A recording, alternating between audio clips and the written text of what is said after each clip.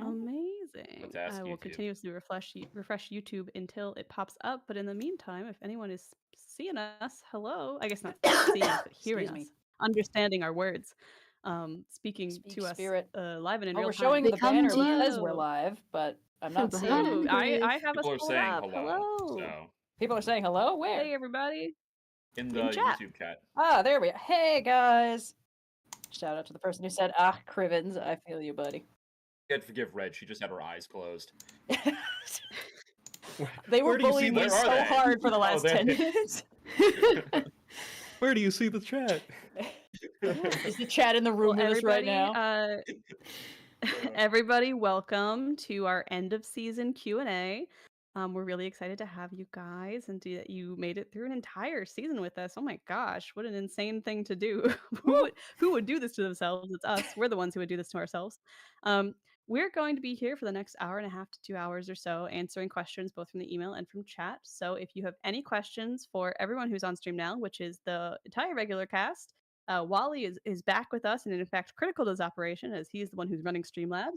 And we've also got our wonderful guest Linnie from the second half of this season here. So if you have any questions about Fally or just Linnie in general, feel free to ask them. We are going to kick this bad boy off as we bring campaign 2 to a close with a question from the email from Hannah. How did Bileyg and Miss Culantro meet? Aw, man, it's been so long since I wrote up my pitch for the lore, because my first question to Austin was, hey, can I be married to a god? And he said no. So we negotiated down from there. The idea, I think, was that he met Mrs. Culantro on level 4, which is ruled by, I believe, Pistis Sophia. And I was like, yeah, no relation, shockingly. But she's very much not the marrying type. So it's like maybe like a planetar who like works for her, who's like high up enough that like it's unlikely for her to show up in Sigil. Shows what I know. Yeah, I figure they met while he was sort of climbing on his way just up. I think he didn't have direction at that point, but was just kind of like, yeah, Venu's comfortable, but I want to see what's out there. And it wasn't until he hit level 5 and went to the City of Swords that he, gained those paladin levels. But yeah, no, I think they just kind of ran into each other, had an adorable little meet cute. But there's plenty of room for headcanons there. I left it vague for my own use and for Austin's use, so there's a lot of room for possibility there. Now for your use. Yes. Yeah. Yes. Very convenient.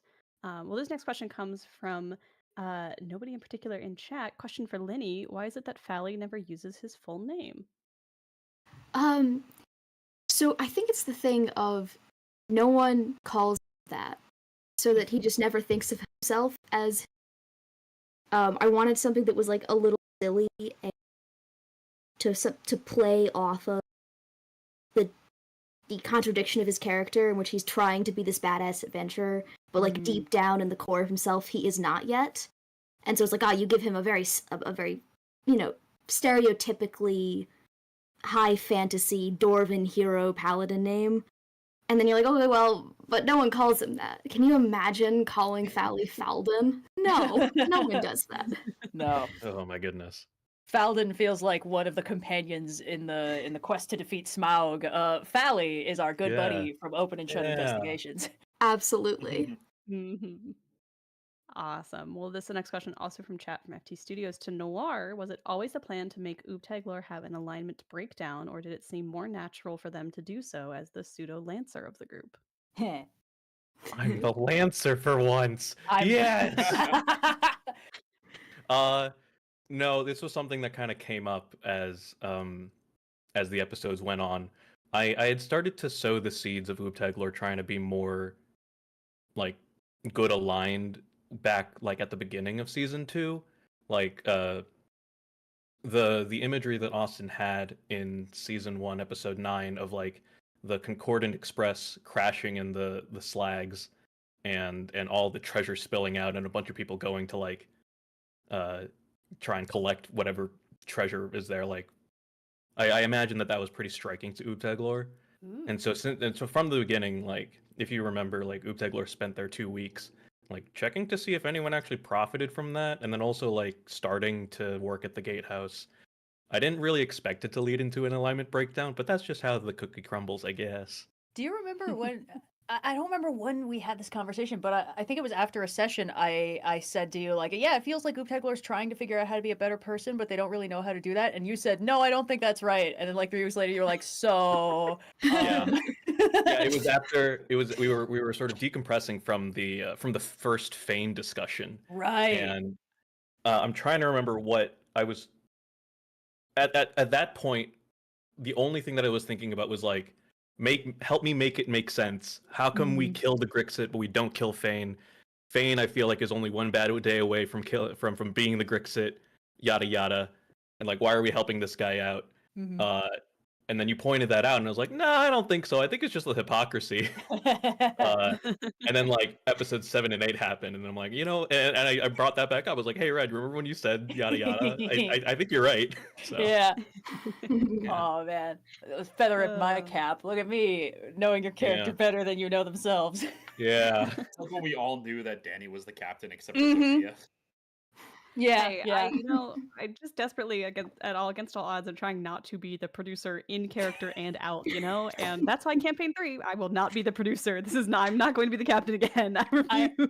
I had a You note. say that now. Yeah, I mean, we'll see how it all shakes out. I don't remember the specific context, but at one point I had an idea about something I was writing, and I was like, man, the fact that this wasn't my plan A indicates that I might be stupid, and I'm starting to think that maybe this is just a thing that happens a lot whenever we're coming up with character stuff. It's like, oh, this is so incredibly obvious from even slightly on the outside, but it takes me a while to get there from the inside. I think that's kind of the beauty of playing an improvised game, though, is we're coming up with these characters. We have like hooks for them, and you have some ideas of like what you want to explore with them. But then you put them into the actual game, and it's like, no, wait, actually, there's all these other elements that are actually much more predominant that I didn't even think about. Yeah, That kind of so many as a X result factors. you get to explore. Yeah, it's the beauty of it. So maybe not planned the crisis of morality, but still well executed nonetheless. Well, we've got 2 questions, one from the email and one in chat that relate to the same thing. So we're just going to go ahead and knock that on out because I think this is for Austin. What was the deal with Akin and what was he hiding with his deception checks? And a related question from the email, what was the deal with the dude who seemed to know everything about everyone? So what's Akin's deal? Yeah, no, my answer to that would be, how would your character know that? God damn it. Come on, dude. The thing about Akin is that he's sort of like a mystery to the system, right? Like the DM is not really supposed to know what Akin's deal is, and that's not to say that you can't come up with one. But I think it kind of ruins he's better as the closed box. If you open him up, I think it's less interesting. So he's the also fun a of Akin is canon that you have NPC, no right? idea. He is a canon NPC. Yep. So yeah, the whole bit with Akin, I'm sorry to disappoint because I know people want answers, but he's kind of the box that can't be opened in this campaign, and indeed most anything to have to do with Sigil. There is no answer for him, or at least no true answer. In fact, probably multiple things are true. So, but as Akin, keep wondering, keep dreaming. Whatever you come up with is probably at least partially true. So what were those were those like insight checks at the beginning just to like for just to have us do something, or yeah, was the DC 40 or something? No, if you rolled high enough, it would have been like you understand. You don't know how he knows these things, but you understand like why you'd get information about like why he asked it or why he brought it up or like how he feels about it. You might learn a little bit about him personally, but you weren't gonna figure out like why he knew it. Yeah. Amazing. Okay. Well, we got another question from chat to Wally. What story from the rest of campaign 2 do you think shocked Evrard the most?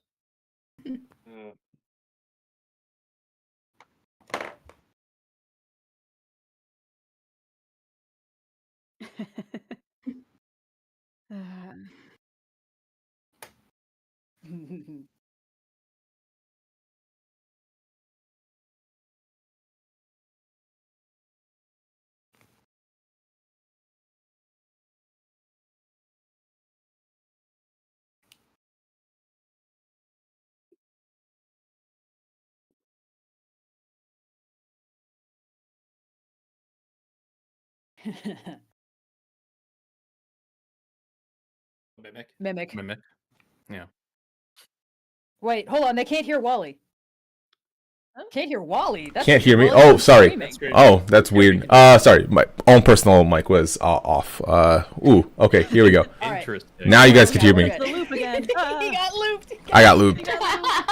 Now, can you guys hear me? Was there just 90 seconds of silence for everyone else? Well, it wasn't that many seconds. Chat started freaking out pretty quick, but All right. Can you guys hear me now? I guess we'll find out soon. They I just heard hope us so. saying Mimic. Mimic. Okay, here we go. You guys should be able to hear. Okay, perfect. Sorry about that. Yes. In terms of what surprised me the most was Maze being the way they got Evrard out of the loop. You know, most of the things that they had been up to, he was perfectly fine. He was perfectly he's not really surprised with half of the shenanigans that they had been up to up until that point. You know, recruiting new detectives, going after Shemshka. All of that seems par for the course. It Wally. was yes. They can hear you, but now they say you're way too loud. Now I'm way too loud. Oh my god. Okay, sorry. Guys. No, it's all right. Shouting, Wally. Move like 6 feet back from the 6 feet back from Mike. Turn the Sorry. volume down. Sheesh. Okay. It just says loud.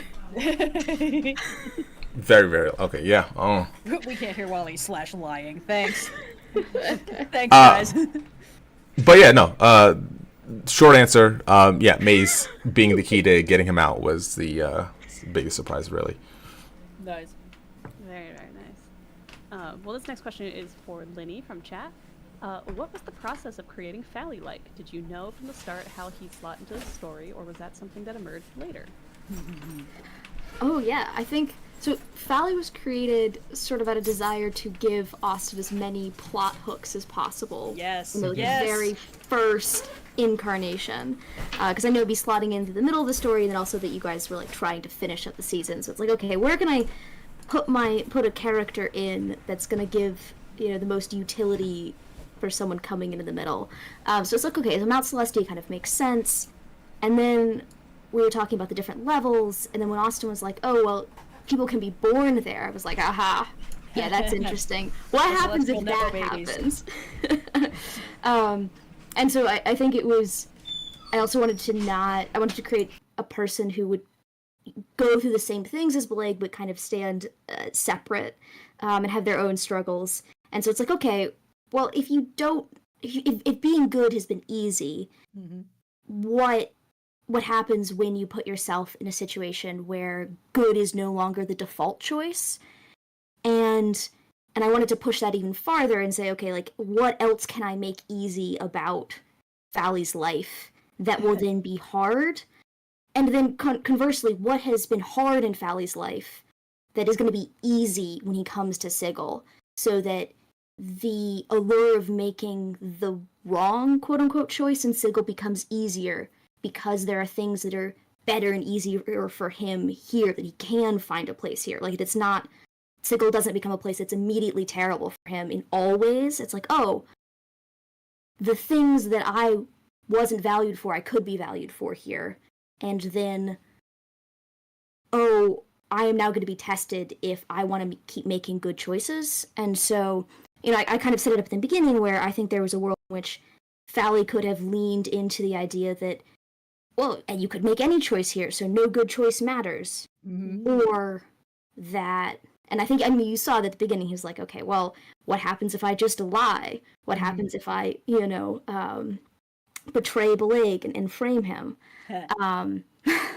But then, it was like, okay, well, it's really going to depend on what happens to him if he conversely will get to see that, yes, the easy choice could be easy, but it has maybe as much or more cost as continuing to make the hard or good choice. And so I was just like going to see what developed between those two choices there. And then look, sometimes you give yourself a pun. And so I was like, what could he be good at? And I was like, what if he was good at clerical work? Yeah. Hell yeah. So we were like, oh, what about like a DMV, type 5? And that's how the contract section of that came to be. Yeah. And it's like, oh, there's demons as well, so he's going to be good at that. I What think a Fally great is. concept.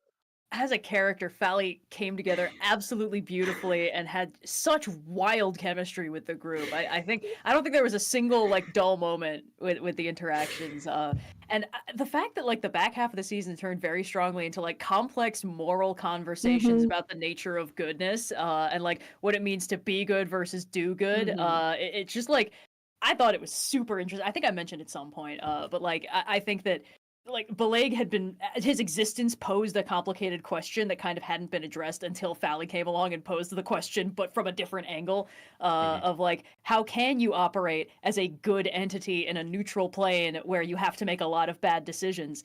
At what point do you start, walking the road to hell paved with good intentions? I don't know. I thought it was an absolute treat because we got to say a lot of quiet bits out loud. The character angles took some really interesting turns. Yeah, it was so much fun. Every time I was like, oh wait, Fally doesn't know. Fally needs to figure this out. We're gonna do it right now, and it was so much fun. Yeah, well, I mean, the process of going from like I do good because it's the only thing I know and it's easy because everything is simple, to like, oh my god, doing good just got so much harder and more complicated, and having to sort of rediscover from first principles why people do good and how doing good works when it's never been a thing that's been questioned before. I think is a very interesting part of the growing up process. Yeah, absolutely. Yeah. A lot of really cool questions raised within. And speaking of cool questions, we've got some more from chat. This one for everyone. Which NPC would you most like to reappear in a later campaign? I feel very strongly that Cyprius does need to appear in every single campaign. I think I'm he should be our impressed to see how he turns up in character. campaign 3. Oh, Cyprius for sure. I think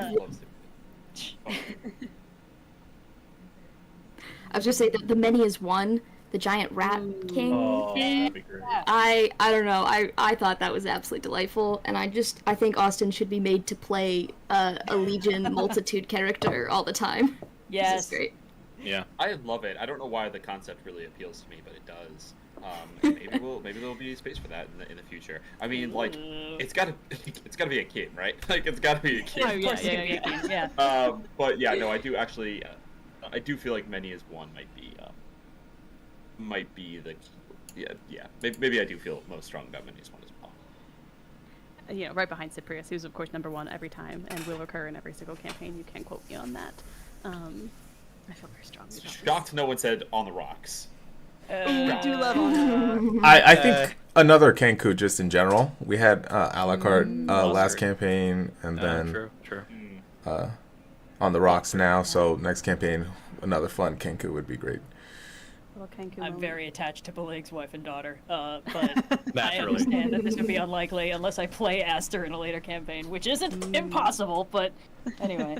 No, it would probably be Cyprius. I think anytime Austin gets an excuse to do the doof voice, it's always good. Yes, he's weirdly good at it, and we have to give him excuses every once in a while. Yeah, exactly. What do you mean he's weirdly good at it? The doof voice and the Kronk voice, like the two extremes. Yeah. I do love the Kronk voice as well. Zafarios, I think, was the guy's name from the Great Gymnasium. Oh yeah. I think The Dragonborn? was, yeah. Yeah. Yes. I would like to know how Oobtaglor Scopin interacts with any other group that doesn't have Oobtaglor in it. I'm like, are they normal? They're normal in a relative sense, and it's just like... Of course they're not normal. Oh, but it would be so funny. It's How like do they react when they don't have you to dunk on? They just are like, they're like a teenager with a really like fragile ego. okay, but like as one sibling haver to another, I act far crazier when I'm dealing with my sister than when I'm dealing with other people who aren't forced to get along with me. Yeah, Oobtaglor Scopin is, trying to prove themselves over Oobtaglor. So there is like definitive it gets dialed up, but they kind of always feel that way. It would be extremely funny if Oobtaglor Scopin catches wind that Oobtaglor is trying to be good, and they're like, well, I shall be even better, and just starts like one-upping your charitable endeavors. That'd be hilarious. I think it would be the funniest possible way for them to get a redemption arc. I'd like to see Oobtaglor Scopin in future campaign. Very strong. That would be fun too. Mm-hmm. Yes. Well, another question from chat. For Noir, did Mobius join Oobtaglor when they left, or did they return to Maze? Right. I never actually mentioned this after she got us into the loop and all. and I was trying to protect Mobius from Fane. But no, yeah, Oobtaglor and Mobius both left Sigil together. Aw, So very It's very cute. they have a Yeah. friend. Mhm. a little goo buddy. Yeah. Oh, well, And another they'll be able question. to talk at some point. Yeah. Was that? She'll be able to talk at some point. Maze can talk. Yeah. That'll be really Perhaps. fun. Little situation. Well, another question from chat for me and Austin. Was Lockwood being left as a mystery at the end of the campaign always the plan, and will we ever see it resolved in one shot? I didn't have any plans regarding Lockwood. I genuinely was not. I was pretty convinced he wasn't going to come up in the campaign. I thought we would do other things. So when he started showing up, I was like, "Oh, I gotta actually investigate this." Black box Well, mystery. that's yeah. Well, when we were creating the characters, you wrote this character into the backstory, and I thought, aha, okay, there we go. Something interesting about this character to dig into. What was this necklace that you mentioned? What was tell me a little bit more about it so that I can, craft a plot. And you're like, nothing special about the necklace. Don't worry. It's like Okay. sentimental. You're like 2 for 2 on characters where Okay. it's like, here's my backstory. Don't ask me any further questions. Yeah, no. But I was like, we did that before. We got to do something. And so I thought that discovering him would become more of a threat. And you know what? It might have been, but they did kill their main lead, and then a lot of other things happened. So it never really came back up. I do intend to revisit with a one-shot, a follow-up to hopefully, the inciting incident of the one-shot would probably be getting their new lead on Laurel Lockwood.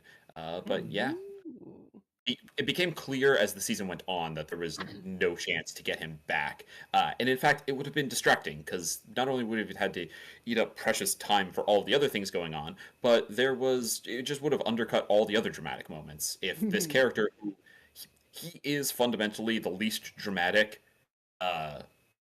plot thread that was hanging because all the other ones are directly personal to one of the characters that you've spent now 20 episodes with, and he is some guy. Like, we understand why, within the fiction, these people would care about this dude who they don't really know because he's suffered a terrible fate. But as audience members, it's a big narrative lift to try to get you as invested as you could possibly be in any of the other plots. So he was the squeaky wheel that had to go. Yeah, no, that's kind of been the trend from both campaigns because we have, Kiana's whole backstory that we're looking forward to exploring in a future one shot with finding the other dream situations. But like, there's always kind of been one character backstory where it's a lingering question that's not necessarily that doesn't demand to be answered before we end the fiction proper, but can be further explored. And so I'm satisfied with Ingrid fulfilling that role and having this whole detective situation left to deal with. I guess detective situation left to deal with is kind of the entirety of Open and Shut, but like this specific guy. You very specifically recreated the vibes of Maltese Falcon where the partner gets killed and he's barely upset about it. Yeah. He's like, dang. Well, anyway. The dream is your partner gets killed and you're barely upset about it? Well, his partner is killed. A man's supposed to do something about it, maybe. My whole goal was to capture the vibe of an old noir movie, and lo and behold, here we are. Well, this next question comes from the email. This is for me. Do I think Plug and Meech would be besties or mortal enemies? They're a cat and cranium rat. I'll let you guys fill in the blanks on that one. Okay, but no, I'm envisioning some Tom and Jerry shit because like Exactly. Meech exactly. is smart enough, For sure. I think, to be able to get out. Yeah. Well, Plug's sort of defining characteristic is how stupid he is. Yes. Yeah. So like, but we also know Plug's personality from the Weird Little Dudes one shot. So like, I could see him pulling like a fucking Inspector Javert, and then Meech is just like vibing, eating grapes in their lane, flourishing. I imagine that Meech has a very dainty, like, French accent. Yeah, I do think that Meech must be... I am just in the Okay, we're not doing French rats. I'm sorry. No, we can't do French rats. Wee wee. I had no idea I had that voice in there. Oh man. But yeah, I don't think that they would become buddies, but I do think this Tom and Jerry-esque situation is incredibly likely for our weird little dudes. Well, this next question comes from chat. What will happen to Maze now that the season has ended? Will it eventually consume the slags and have a giant fight with the spooky critter wandering around there? What's going to happen to Ooh. Maze, who I think is still being fed by Evrard as of the end of the season? Oh, Yeah. yeah, that's the And the guy that Oobtaglor hired to feed them. Double meal, like that cat that complained to the roommates. Complained. My screams are lies. Yeah, exactly. What's gonna happen to Maze? Left unchecked, Maze is gonna become a fucking problem. Maze is At gonna some point, keep- Lady of Pain is gonna loop growing. him, and then everything's gonna get complicated. Yeah, well, that's true. That's true. If Maze becomes too much of a problem, then the lady can always smote him. But she lets the oh god, what's the thing that lives in the slags? I can't remember the name of it. She lets that cinnamon thing get away with monster. it. Cadix? Yeah, Codex? Cadix? Yes. Cadix, Yeah, I think Cadix sounds right. is correct, I believe. The Cadix, she lets that go. So it'll probably become just another like myth of Sigil that's real. Like an urban legend, but that is actually. It'll become like a whole city block at some point. But that'll take a long time. I imagine the bigger it gets, the slower it's growing. Now that's counteracted by the fact that it's going to get fed double. So, it was growing a lot near the end there. But yeah, it'll probably just keep consuming suffused by, as long as it doesn't try. Honestly, the lady doesn't care. As long as it doesn't try to overthrow the lady, which it wouldn't.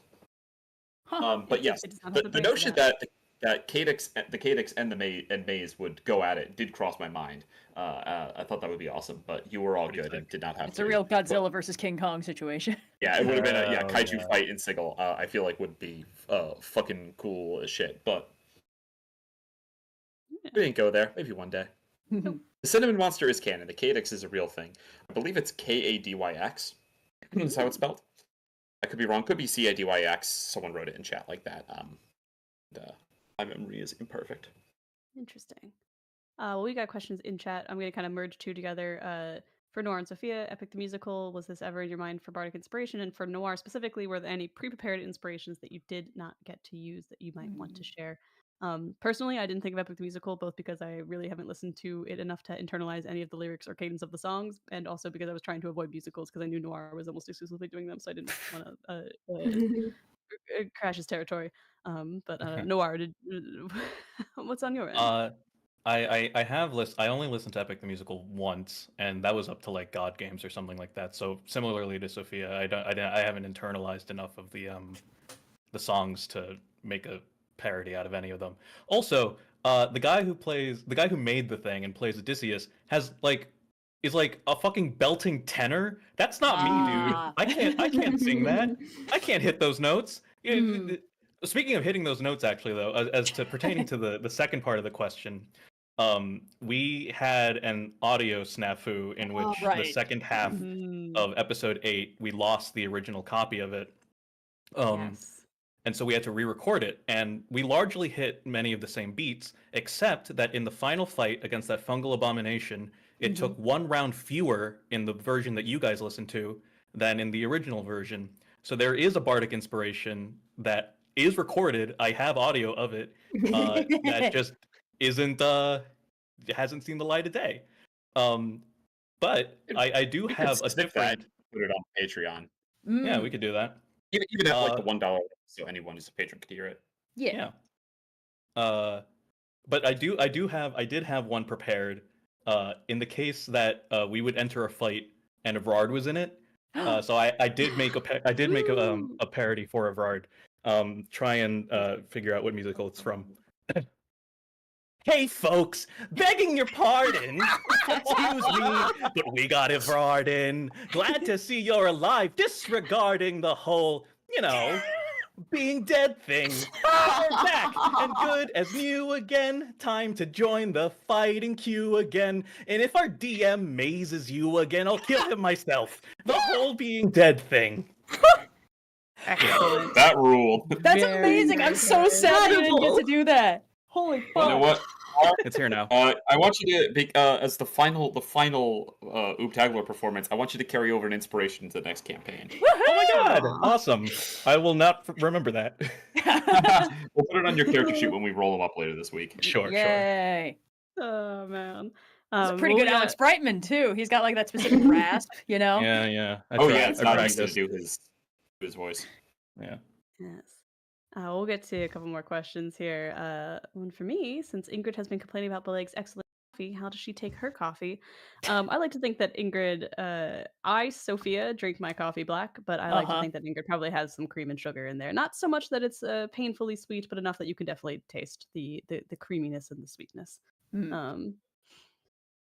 Um, from the email for Austin, the final few sessions of the campaign presented our investigators with multiple objectives that they could take on in whatever order they saw fit. What was it like to prepare a set of adventures like that? What would have changed had they sought out their goals in a different order?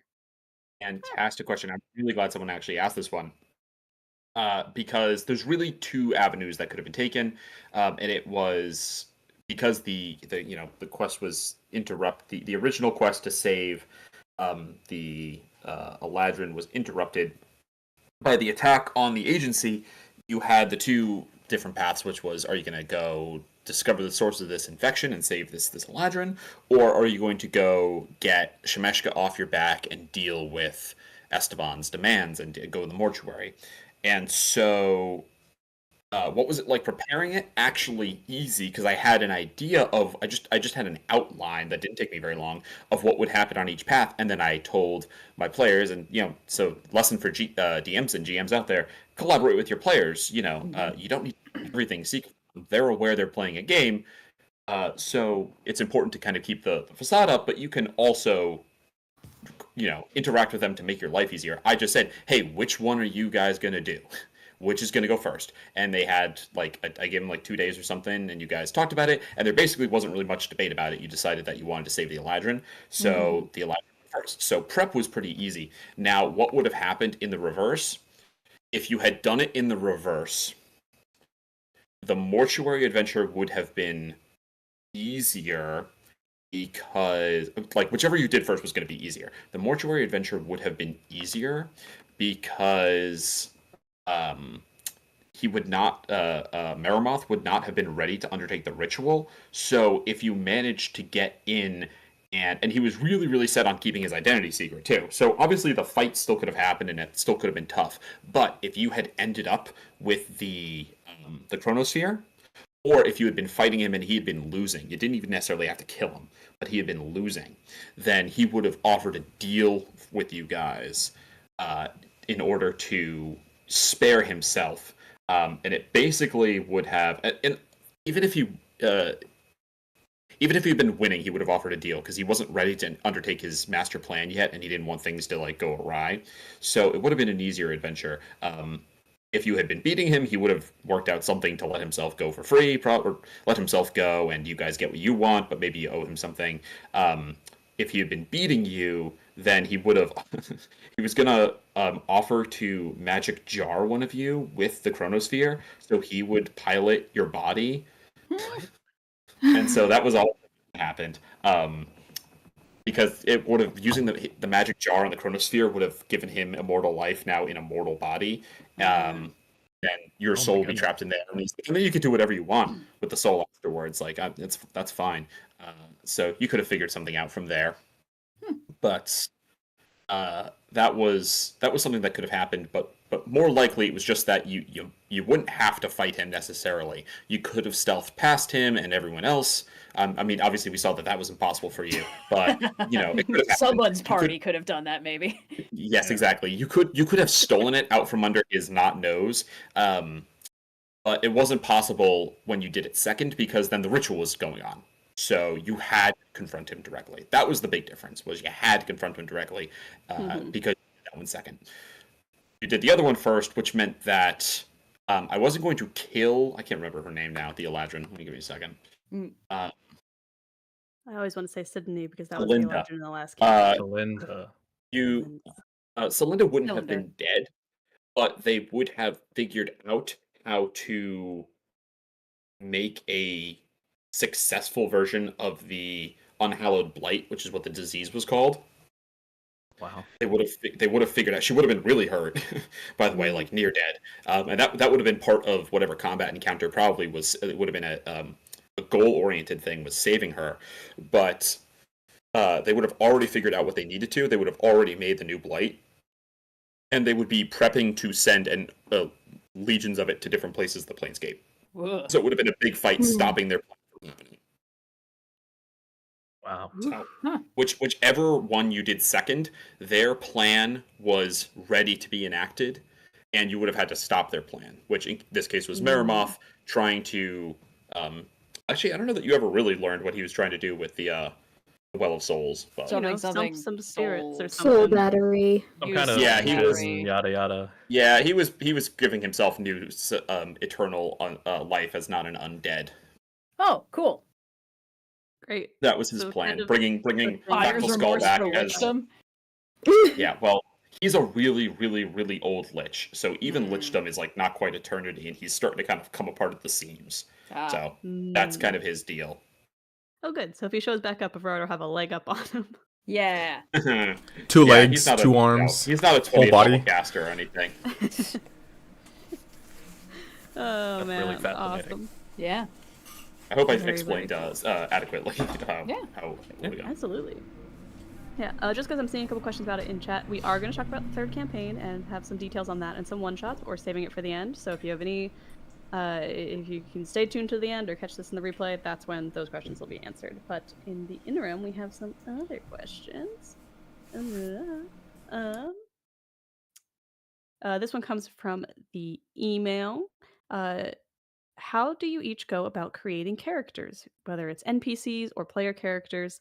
And for the players who have been here from the start, what changed between characters for you? So I think that means between campaign 1 and 2. What were your different approaches to creating characters? So for everybody, how do you create a character? Should we just go down the line? Yeah, why not? Yeah. Austin. Austin, how do you create a character? Yeah, how do you create characters? Yeah. How do Austin? I create a character if I'm playing in a campaign? Well, actually, I didn't really do this for the one that Wally's running for us right now.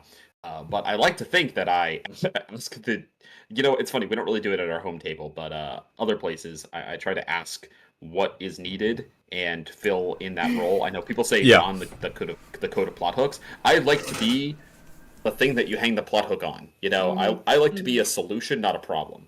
Which is not to say that it's a problem to have players to have characters that present problems. Those are good. You need those to drive the story because that's how conflict is brought up. But I like to be the, oh no, what are we gonna do? Oh, here is the answer kind of character. That makes me feel like I have the most buy-in. Linnie, I think you're next.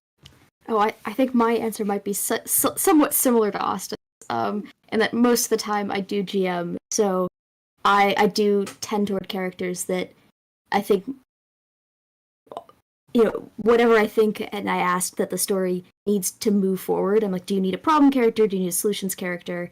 And then stepping off of that, if it's a character that presents more problems or more solution-based, I try to balance that out with them having a thing that they are really good at or not so good at, so that depending on how we're feeling in the scene and how it's moving, I have something to lean on in either way that isn't taking up too much space, but is also moving the story forward. So we're having a good time and we're still telling a story, but it feels natural in either way. Mm-hmm. Very cool. I think my approach was different for Virla than it was for Oobtaglor.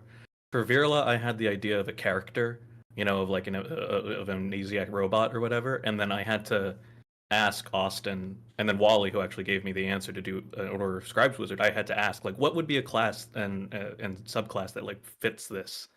But with Oobtaglor, I already had the notion that I wanted to play a bard, and specifically a creation bard, and so then I formed the character Oobtaglor around that. Mm-hmm. And then for campaign 3, I'm doing something similar to Austin, where I'm kind of being I think, hopefully, offering like a solution to whoever else dons the code of many plot hooks.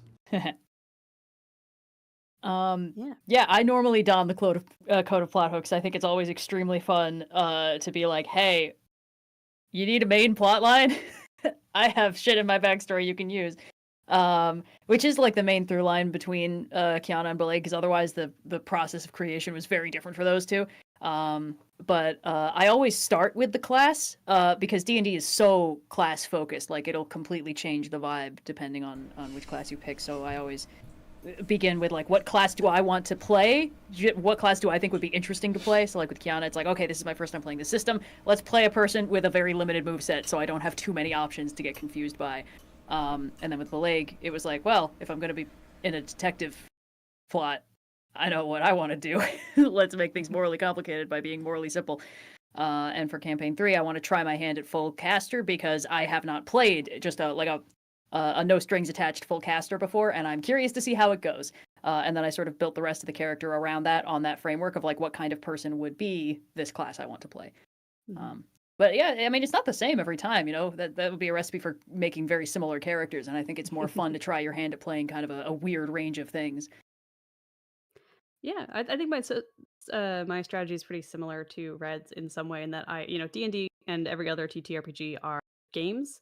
And so while we are storytellers, we're also playing a game. And so I want to make sure that whatever character I build is going to be fun for me to play for a long time. So I tend to think, what do I want to do in this game? Whether that's fix the ship. Okay. What kind of mechanics that exist are going to support that? Well, an artificer has a lot of, tools related things that will slot in nicely. So I tend to think mechanics first and then build the character out from there. The same was kind of true of Open and Shut. I knew that we were going to be doing a mystery, so I wanted to be able to solve mysteries and specifically find clues really well. Who's good at that? High intelligence rogues can be good at that. Great. Okay, I'll play a high intelligence rogue, and then Ingrid kind of fleshed out from there further and further. And then campaign 3, kind of a similar idea. We'll see more on that later. But I try to keep in mind that I'm playing a game, and then the character will follow. I find that as long as you are going to be enjoying the mechanics that you're actually using all the time, like I'm like, okay, I'm gonna make a lot of investigation checks. I better actually enjoy making investigation checks. That you'll be able to build a story out from there. I think that's the beauty of a TTRPG. But I'm a mechanics first, story second kind of girly when it comes to making characters. Yeah, I would say I'm kind of a mix of all of that. I usually tend to start with like a weird mechanical thing that I want to get done. For Voss, it was doing something with the blood vial. With Finbar, it was making a lot of use out of any of the items that we started off with. And for Evrard, Evrard was probably an exception to my character building, in that I knew I wanted to make sort of this one season character who was going to die at the end, or move on at the end. Wally versus making characters that last the entirety of the campaign challenge level. But what I love about Evrard is that he escaped that fate, because that was a fun twist. It's like he's gonna stick around. It challenged me to find a reason for him to stick around and continue to be a character in this world. But I tend to, in terms of my character building process, I tend to start with like a group of characters, really. For season 1, it was Finbar and the Searing Tongue, and any NPCs and his exes and all of that. For Voss, not necessarily. It was him and his creche and his time on Ysgard, and with the upcoming season, I'm literally cooking with like 3 to 4 possible PCs, although I basically landed on one. But I usually start with like a character and the world they come from, and then I pluck them out of that and like, okay, great, but we're still playing D&D, right? It has to be this large adventure. And then that's when I start filling in any of the fun mechanical things. And I try to do as much to give the DM a bunch of plot hooks that they can use to play around with my character, and then mechanically I try to fill in whatever the team's lacking, right? I like to be a switch hitter. If we need someone in the front lines, I could be on the front lines for a round or two. If we need someone with some utility, bump up some rolls here and there, I like to do that. And I find that I tend to like roll up Gish characters, half spellcasters, half marshals, so that I have that versatility at the table. Yeah.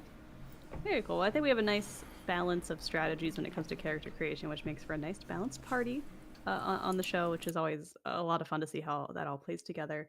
But we have more questions to get to. And I've seen a lot of mention of our old friend Modriardi in the chat, so I think it's appropriate that we address the Modron in the room. And I think that Modriardi is an answer to a previous question of which NPC should recur that I had forgotten, but it would be so fun to see Modriardi again. What is Modriardi doing right now? That's the question. Modriardi. So Modriardi failed in taking over controlling many other Modrons. That plot did not work, but his prime directive to overthrow the Planar Trade Consortium and keep his existence a secret is still in effect. And so he is working on a that obviously he was exposed, and that put a wrinkle in his plan. So he is working on a much larger plot. And if you can't go wide, go tall. He's making himself big. Incredibly ominous. Bigger. He's trying to become. He's trying to become Primus. You just really wanted Ultron, didn't you, Austin? I love Ultron. Ultron is my favorite Marvel bad guy. Yeah, I should have put this together sooner. I love a robot bad guy. Yeah. It's fun. It's a fun time. Modriardi was a really fun villain. Both the episode they initially appear in, where the twist reveal of, it was a Modron programmed in this way, and then that Modron is still continuing out that directive, and then for them to recur in the trade is just such a beautiful little arc, and probably my favorite villain from the series from this campaign. It was great. If we had had one more episode, I think it would have been the Modriardi, but alas, he's still out there, and he will return. Where? I don't know. In a one shot, maybe not. Somewhere else, maybe in a home game I run, but Modriardi exists. He is out there. Yes, very, very good. Well, we got another question for that. Since we're recording right before April 1st, what kind of April Fool's jokes will the members of Open and Shut play on each other? I like to think that Ingrid's main goal would not be to play jokes on everyone else so much as just to use her incredibly high investigation score to try and suss out all of the pranks that had already been placed around the office and just kind of quietly disassembling them as much as possible in an attempt to head off April 1st. Sort of a buzzkill attitude. Yeah, basically. I think Bileyg never got a handle on Siegel's calendar and thus would not know it was April 1st, no matter how many times it was explained to him. I feel like Fally would not engage in this initially, but depending on how long Fally ends up in Sigil, like once he kind of got used to it, I think he would do something that was absolutely unhelpful in the guise of being helpful, and then never double down on it being helpful. Like I think he would reorganize all of the record keepings by some esoteric celestial system, and then just never admit that it was a bad system and die on that hill. And it really would just depend on how much like sarcastic humor was able to come through on that, if it would be funny. That's amazing. I think Oobtaglor would like hint that there was some prank that has yet to be revealed, but the prank was that there was no prank. It's just all about building the tension of anticipating the prank. Wow. And then So it's all on Evrard to actually do a prank.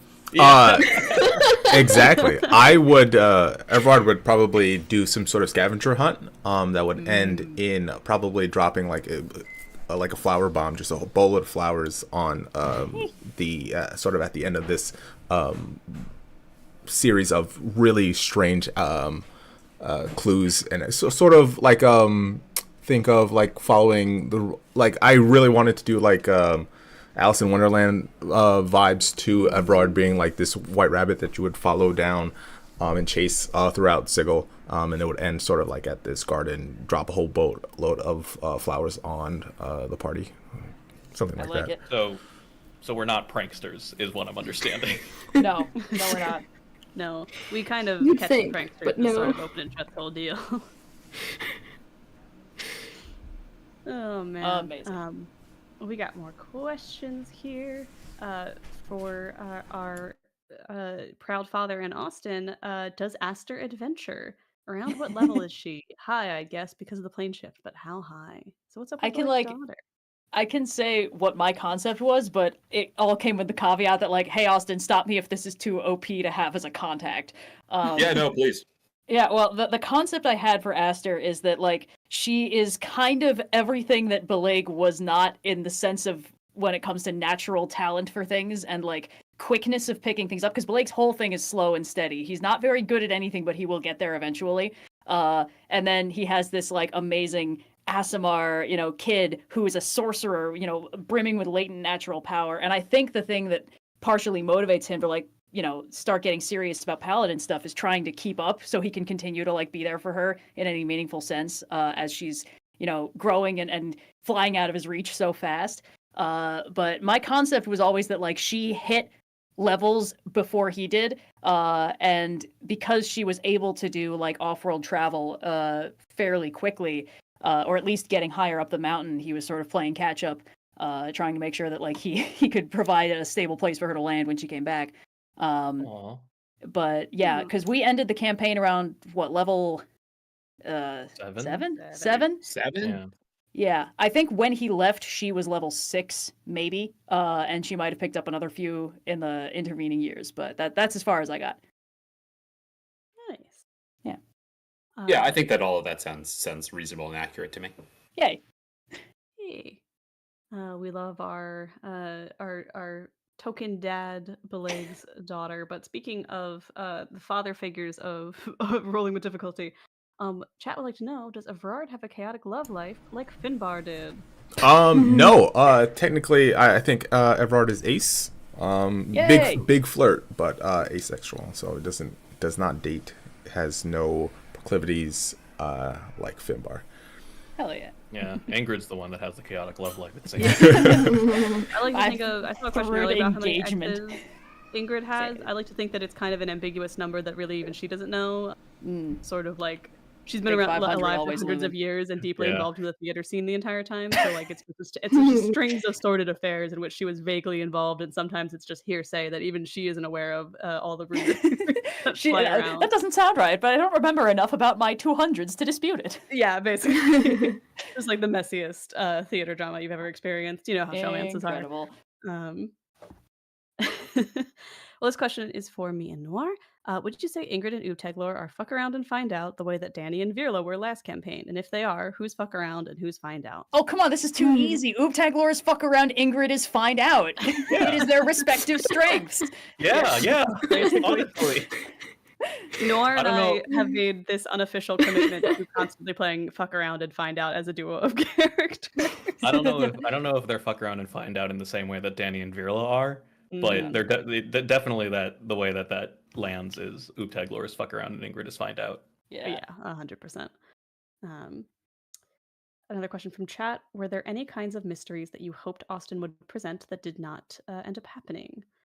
Any mysteries we didn't get to? Locked room mystery in a fancy party.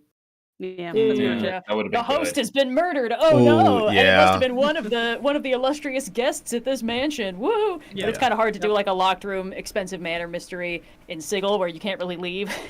Yeah. Well, it's also it's all well and good. It's just that all of the mysteries need to be have action words, right? It can't just be solve or find out. They all need a verb. Rescue, recover, cure. These are all like active verbs that after you solve the mystery, you can spend time trying to solve, because D&D is a game that requires you to take action.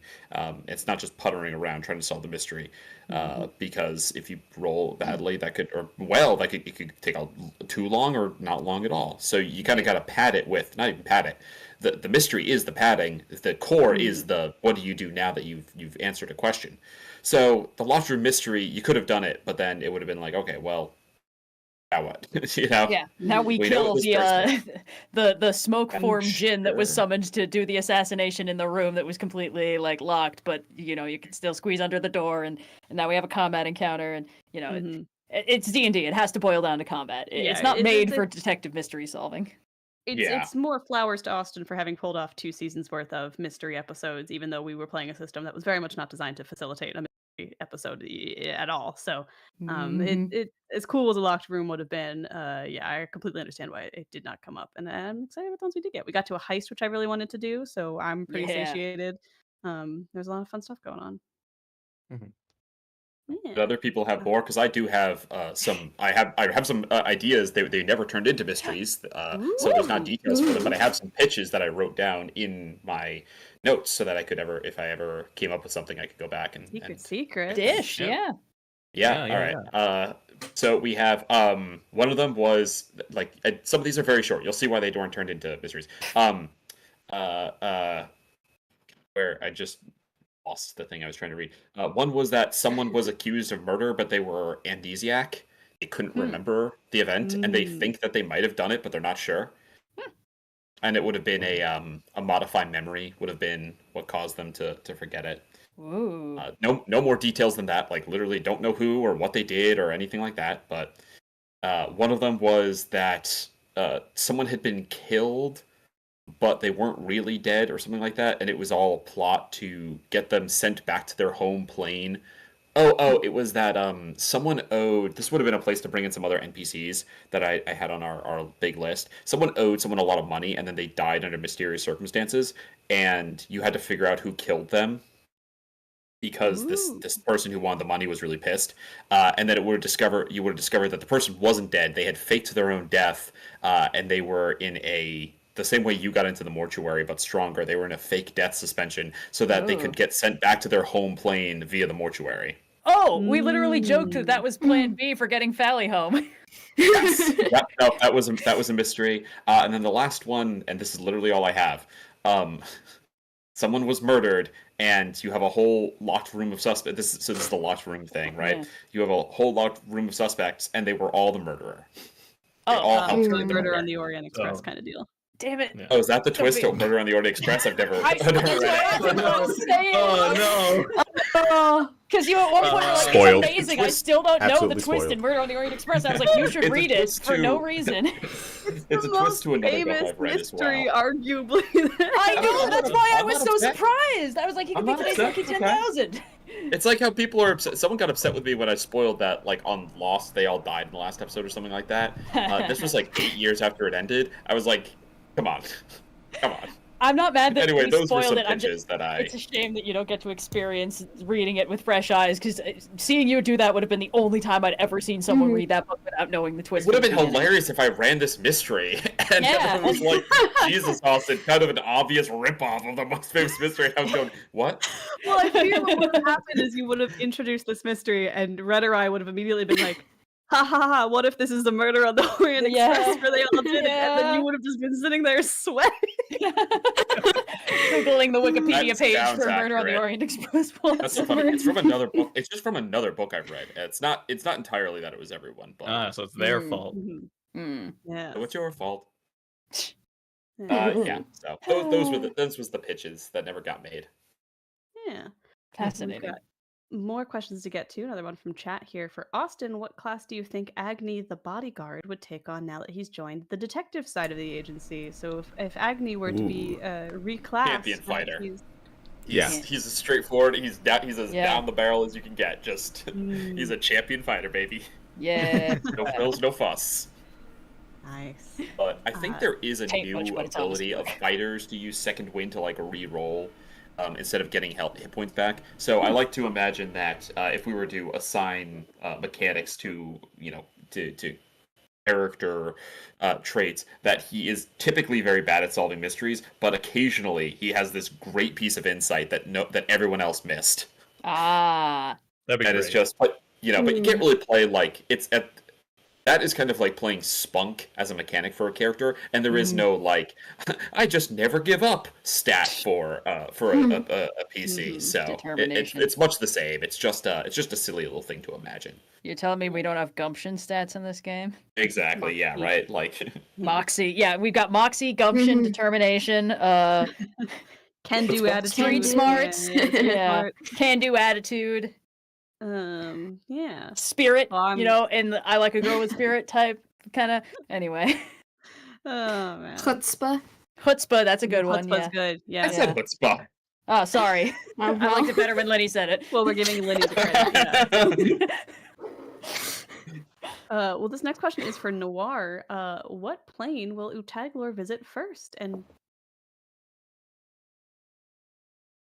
Hello? Hello? Oh, she's here. Okay, good. You kind of cut off at the You end just there. cut out the very end. Yeah. What plane will Oobtaglor visit first? Oh, that was it. Cut Okay. off. That was the end of the question. Sorry. Oh, okay. Well. Sorry.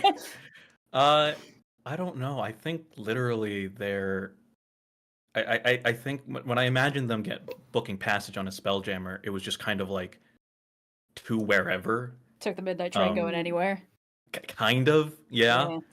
If Oobtaglor had like some wanted some direction, I think. Well, they heard that there are humanitarian missions in the Plane of Fire, so that might be a good place to start.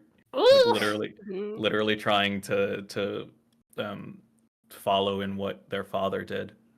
So probably Plane of Fire. I recommend not stopping by the heap, but otherwise should be fine. Well, we've got a question from the email next.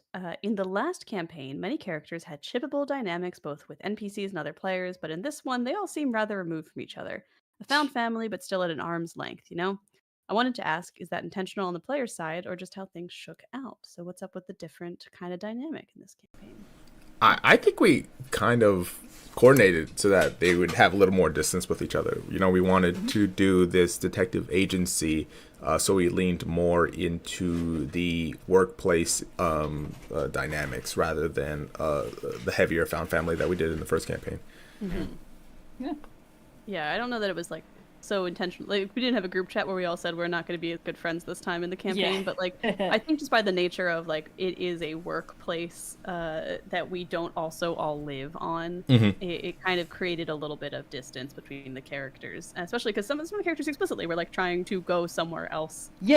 Somewhat permanently by the end of it. So like there was kind of always a knowledge in the end of our heads that like this campaign might not end with us all adventures continuing in the same location. This might be one where this was a moment in all these characters' lives, and then they go forward. And I was really excited when Linnie, you were like, "Oh, Fally's gonna stay on an open shut." So I was like, "Oh, awesome!" It's not. I was so glad that we weren't all just like scattering to the four fucking winds. But yeah, at least with Bileyg, because like part of the question was like shipping, and it's like, well, Bileyg's married, like very very faithfully. So like, there was no way he was gonna be ship bait fodder the way Kiana was. But I think. Because like there was a running background conversation, between me and Austin of like, hey, do you think if Bileyg was offered a way home right now, he would take it? And there were a lot of points where it's like, well, no, we got to finish this thing up. We're like, well, no. And I think like there's a timeline where we all got like really attached, and it's like Bileyg's like, oh, I want a way back to visit, but like my place is here now. But that is not how it shook out. And I think, we were just. I wonder if it was because of the structure of the story where it's very episodic. So there's less like long-term emotional arcs happening for a lot of us. I mean, Oobtaglor obviously had a very specific long-term emotional arc. But like Ingrid and Bileyg both kind of already had their shit figured out. And Evrard spent most of the campaign just kind of trying to like redeem himself, which is a little bit less like, let's find myself among this group of strangers who have become my family. It's a little bit more like, all right, let's get all my affairs in order, with the intent to gracefully die at the end of season 1. So yeah, I guess the ingredients just kind of didn't shake out that way in this campaign. But I think it still ended up as a I will say, surprisingly satisfying conclusion considering we all went separate ways. Yeah, everything wrapped up very nicely. Yeah. Well, we got a question for Linnie from the chat. What is Fally's threads on his off days? Does he still visit the fishing spot where Bileyg took him? So what does Fally get up to on his days off in Sleekle? Oh, so I think he goes to the Hall of Records a lot. I think he goes to the library or whatever the equivalent of it is. And slowly but surely starts to branch out. I think he does a lot of like walking, and thinking, and a lot more introspection than he's ever allowed himself. And in doing so, gets to meet a whole bunch of people. And I think probably initially, a lot of the people who you'll meet and grow close to will be the people who like inflict themselves upon him in a friendly way. So I think he does a lot of that. Waiting for an extra. And I think he does. Yeah, 100%. And I think he does think a lot about. Honestly, I think he does have arguments or conversations with like an imaginary Bileyg as he's walking, trying to just figure the stuff out. But I think the imaginary Bileyg is somewhat less effective, so he tries to take longer walks to compensate for that. Aww, pocket Bileyg. If Fally were to go to the beach, what would his beach wear be? Oh no. It gotta be one of those like really stripy, like Victorian bathing costume. Exactly. Yeah. Like close to the neck, down to the knees. 100%.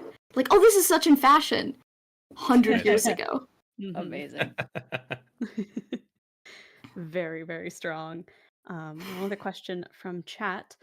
What's it like playing a character, Ingrid, that thinks of themselves and what they do as purely neutral?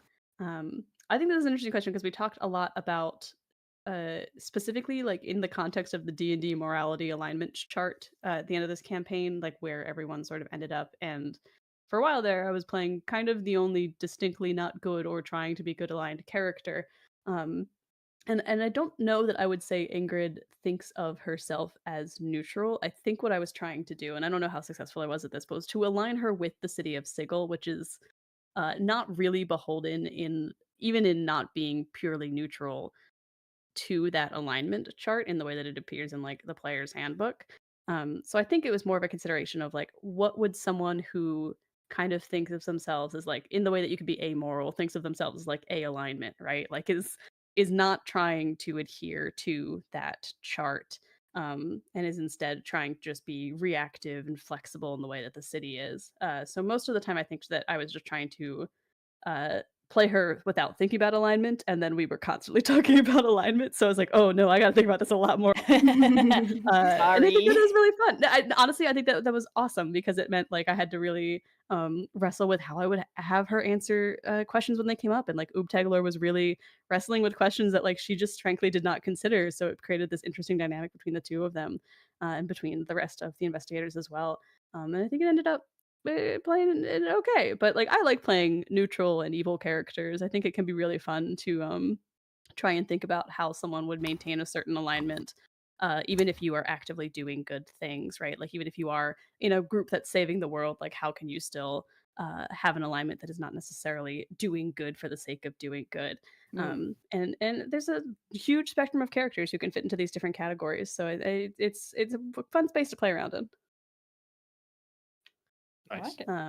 Yeah. We got a question for the email. Each character is performing at a high school talent show. What is their act? How nervous are they? And which NPCs came to see them? Is not participating an option? No. Damn. I feel like Bileyg does like really bad stand up. Like, you're right, actually. Really dry. You know what? You're right. That's the red part talking. Bileyg would very confidently do the worst dad jokes, with, of course, the family in attendance. But Aster has heard every single one of these before, and I think it's beyond the point of like, oh, Dad, this is so embarrassing, and more like, oh man, everyone hated that one, right? Hell yeah. But yeah. But he also brings snacks, so everyone still likes him. Hey. I liked that Ingrid's probably doing like the last poor Yorick monologue or something, like in full. Like she has made her own costume and done her own makeup and is just fully monologue on stage. And like no one really likes or gets it because it's a high school talent show, but she doesn't care. This is not for them. This is for her. Uncultured children. Yeah, and she's not nervous at all. And I don't think she'll invite anyone. She'll like try and go to the local diner and like put up a flyer for the high school talent show and everything. And like she's bringing in all the NPCs. Mortifying. Yeah. And if not that, it's a little one of those like bands of cats that like do stunts, except it's Meech, and so she has Meech do like rat stunts on stage. That's another option as possibility. Yes. I like it. Oobtaglor would try to find 3 friends and create a barbershop quartet. Whoa. And I'm totally not talking from experience on this one. Could Oobtaglor just like spawn off like 3 other oobs for the day? And then okay, reproduction is a very like intimate and intentional process. Okay. Yeah, you can't just casually split yourself into 4. But you could harmonize so well. Could you just temporarily get a second head? Is that a thing you could do? I don't think so. DM, is that a thing you could do? Could you split your vocal cord 4 times? So like, play it like the panpipes? Does Oobtaglor have vocal cords? Those dummies could you make? You know how you constantly were trying to make right, like all campaign. Let's figure this out now. One of them would be right now. Let's figure out Plasma Anatomy. Second one, oh, you know what? It would be the meat puppet. It would be On the Rocks, and it would be Mobius. Those done. Easy. There we go. Mobius like talk yet? She can harmonize. She can sing. Maybe. Amazing. Probably. Probably. I think Mobius would need to do her own thing so that Oob could be in the audience with like a big poster. You're doing amazing, sweetie. Aw. Yeah. Amazing. She turns into like her baby's first mimic chest, and it's a little bit fucked up around the edges, but it's Oobtaglor couldn't be prouder. Yep. Oh, now I'm imagining like Mobius playing hide and seek with like a shitty like chair or something, and Oobtaglor goes, where are they? I don't see you. Oh, the headcanons are writing themselves. Yes. What's what Fally about doing? Evrard? I must know. Oh, or Evrard. Or Fally or Everard, both of you. And then Austin, you tell us what NPCs are in that audience, please. And who wins? Sure. You win a talent show, right? That's how that works. Fally can go first. I know what Everard's doing. I feel like Fally was probably preparing like an introductory lecture on the local bird calls and how to recognize them. But like 2 days before that, completely bailed and started panic practicing like some sort of sword juggling act. Oh no! And so nervous. And I think his father absolutely does show up. Oh! No matter how much Fally like begs him not to, and so he does this like just like throws swords on stage for 2 minutes and runs off, and it's very bad. Ooh, that hurts me just thinking about it. Fally's the best. Yeah, no, it's pretty good. Yeah. Evrard would do magic tricks. His sleight of hand is high enough for him to do various Everard amounts of pulls magic. himself out of a hat. Exactly. He's got the material, you know. Might end up robbing one or two members of the audience, but you know, old habits die hard. So. Is this your wallet, my friend? Excellent. Austin, who attends this show? All of Ingrid's adoring fans are there. Yes, of course. We've met many over the course of the show.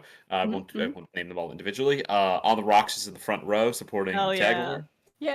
And the Griggs is backstage sawing through a rope holding up a sandbag to murder them. Very what a chaotic show we would put on in a high school talent show situation. Ingrid needs to be on stage while the Grigsit is doing the murder so that we can be like, Ingrid, you have to get out here. It's not safe. It's like, nonsense, darling. The show must go on. It's the only way. What a great question. Charlie Chaplin, like the set falls, but there's a hole perfectly placed, so it just falls over her. Yeah, I've got a whole Follies routine I'm going through, and just every time the set changes, it just very slightly messes up the Grigsit's play. Yeah, exactly. Oh man. Well, we got another question from chat. Are there any contacts that you never got to use for your characters? Yes. I have an immediate answer to this because I was looking at my little Word doc where we have all the info on Ingrid, and I realized that at the very, very beginning of the campaign, one of the contacts that I had listed was I just like asked for a bartender, and Austin, you put On the Rocks, and I completely forgot when we met On the Rocks that I was supposed to know him already. Huh. Okay. Yeah. I'd forgotten about that. That's funny. That must have been before Noir rolled it, because otherwise I don't think I would have done that. But yeah, I don't know.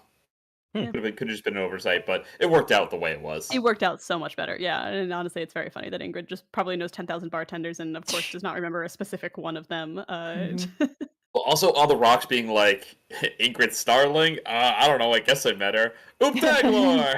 You're right. That's the funniest possible approach. Yeah. I don't have my character sheet in front of me, so I don't remember his name, but Bileyg had a contact who was like a goblin reporter at Sigis. Right. Yeah. Yes. So that was cool. He never came up. It would have been interesting, but never came up. Yeah, it was just a classic newsie. Yeah. I think I used all 4 of my contacts in one form or another. Yeah. Tilly, Glossary, Veze, and On the Rocks. So. Very nice. I added Alpex. Yeah. I had just 2. One of them died, and the other one I said goodbye to permanently. So you know. Oh yeah. Because the Grigsit was your contact, right? Yep. And then Copper was the other one from. It was Copper. Yeah. Right. From season 1. Yeah. So. I did have also a campaign 1 NPC. Ballman, I think his name is the Bowman, the grilled meat seller that lives somewhere in the Hive Ward. We just never ran into him because there was absolutely no reason to go talk to a guy who only sold meat. from a little stand at any point, but like theoretically that was a contact Ingrid had. Yeah, he knew stuff about the hive and about devils, like that kind of was his Mm. thing. But it didn't end up being necessary. I want to speak for Olivia, who's not here, but was very excited for a contact they rolled up that never got used, which was an auto gnome, so a little mechanical gnome, Ooh. which they are constructed. They're not like mechanites. Mechanites are born. They are made. And his name was Ubreak I Fix. Yeah. Oh, And This thing he was already. like a magical item repair dude. And I thought that he was going to be necessary for repairing the Spirit Bowl, but then there wasn't that much time in the campaign, so I didn't give you the Spirit Bowl broken. I just gave you the Spirit Bowl whole. But yeah, he was a little autonome, and he worked out of a shop that was called Ubreak I Fix, and the gnome who had made him had owned that store and then died. And without any direction, he's just been doing it for the last couple decades. Oh, well, now I'm sad. And he would just fixes stuff. People bring in like broken magic items, and he repairs them. But the whole bit was going to be that he spoke in like two word bits, and if you ever asked him to do anything, he'd be like, "Hold on, I check." And then he would go over to the spinning chair and turn it around, and the skeleton of the gnome who built him was still in the chair. That is And he so would go- dark. Oh my god. he would go, bosses, we're good. And then he would do it, but anytime someone came in, he would go like, ask the boss. Oh my There's the skeleton in the Oh chair. no. Another suspiciously Love that. articulated skeleton. Love He that. can't keep getting away with it. Bones? Well, what if somebody was desiccated? Oh, Let's that's see. worse. Bosses, we're good. Or maybe the gnome has him on like an articulated framework. Like Oh, the yeah, of aperture or course. something. Yeah, he fixed him. You break Cool. the fix. This is, I think that was the fastest plunge from like, oh, that's so cute, to, oh, fuck. Come on, I man. was so excited to play him. It was so freaky. I never got a chance to. I have a I new think that was book a for an great NPC we example. should run into in campaign 3. shot. That's a great example of the zone Austin loves to live in with NPCs, where it's just like, oh, everyone has an immediate human. Oh no, the other shoe was dropped. I like that in chat Oh, there this little guy are a freak. 3 different distressed emojis in rapid succession from 3 different people. Really getting a temp check on the chat right now. Yeah. Well, we've got another question for chat. This one's for Red. Do we get to know what the wife's name is, or is it forever headcanon fodder? And I feel like the Columbo of this all means that question is probably answered. But Red, do we ever get to know Yeah. the wife's name? No, the joke doesn't work if you get to know what her name is. Bileyg knows what her name is, but I don't. It's private. That's a lady that. Well, for Austin, the Spirit Bowl was never used on Evrard. What was the idea for it, and was it there in case Evrard died? Yeah, so it was not used on Evrard. It was twofold of the function of the Spirit Bowl. It was to move the soul from the sensory stone. I forget they had another name, but the soul stone that Nil's soul was back into Nil's body, and also the same for Laurel Lockwood. That was the primary use for it. But yes, it also could have been used if Evrard died. I would have made it because Evrard is a petitioner. If you've forgotten, Evrard is a petitioner. If Evrard dies in Sigil, he's dead. His soul goes nowhere. It ceases to exist. It's very bad. So if he had died, I was going to give whoever had the bowl, if they were, if they had it and they were able to, 1 round to go scoop up his soul so that it wouldn't get obliterated. And then they could have brought him to another plane, to the plane he's supposed to go to, and he could have been saved that way. So it was a, prevent the worst possible ending for Evrard tool, but that was not its main function. Nice. Well, this question comes from the email. Was there anything special about the pearls Laurel Lockwood was supposed to find, or was it just jewelry?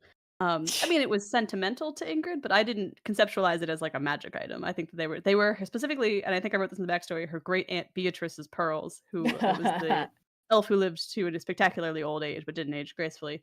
But she's Beatrice's great aunt. They're like family jewelry, That and was so specifically catty. Oh, she lived 2,000 years, but you could really tell. Oh god.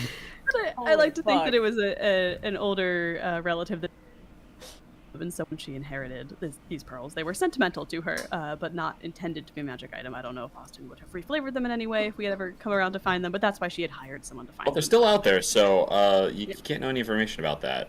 No. Sophia, I really respect that, like, where a bunch of us are like, yeah, we don the coat of plot hooks. You're like, I remove all potential plot hooks from my coat before I put it on. Thank you. Do not put that coat on me. Yeah, it's like, the pearls, they are completely mundane. Danny's backstory, completely irrelevant. If you make me royalty, I'll scream. One of my pet peeves is the secret royalty thing. I'm committing to that now. I'm never going to secretly be royalty in campaign. It's done. It's done. I don't want to step on toes, but a fleeting downpour has a great question that I feel like must be answered because there's a great answer here, which is in season 1, Shemshka ordered a file be opened on the agency, partly due to how much trouble they'd already caused. What had they done all the way back then that had troubled her? I don't remember if I've answered this yet, but the entire mystery around when Veze showed up, and the entire mystery where Veze showed up was like, these people are trying to kill me, and it was because she ended up with this secret information, this secret poker chip that was supposed to go to these thieves, and they were trying to kill her for it, and it had all been like a big mix-up where she's so good at gambling she had won it. That was actually a setup by Shemshka to instead of passing the chip to the thieves, to the Knights of the Post, to get it to Veze, because she knew Veze was so lucky she would win it, even if they tried to get the chip to the Knights of the Post. So she knew Veze would win it, and that they would kill Veze, and it was a double plot by Shemshka to get rid of the woman who was constantly winning at her casino. Oh, shit. And to have like nothing to do with it, right? Like no one would side-eye her because she hadn't done it. It's been this other group, and to get this other group to go do this heist for her, and then if the Knights of the Post did get caught, she could have like turned on them with the information that they had murdered Veze. It was all a big plot where she had pulled all the strings. Everything that she wanted had gone correctly up until the agency got involved, and then the agency screwed it up, saved Veze, and they still ended up with the chip. But so her plans were somewhat ruined by that. She got that butthurt just because we left the lucky lady alive? That's really funny. Well, and also you like nearly screwed up the whole plan in general. Like, right? Like they could have ended up not with the chip and then not with the rod. And in fact, they were suspicious after the whole thing and took the piece of the rod with them. Interesting. So it was a whole cascading thing, but she had been much more in control of the situation than it had originally appeared, and she was not happy. Ooh. Yeah, I feel like that went Shemshka down was with just that. this really interesting moving piece that was always in the background of the campaign. Like no matter where we went and what we were doing, somehow it always kind of went back to the fortune's wheel. I think it's such a cool element to have in a Sigil mystery campaign specifically, that it kind of does always loop back to her and her machinations a little bit. It kind of feels like her perspective on Open and Shut was a little bit like between like, these meddlesome kids and like, finally a worthy opponent. Like, yeah, she kept trying to kill us, but also she was a little bit like, these guys are cool. But from our perspective, it was just like, who? Oh, yeah.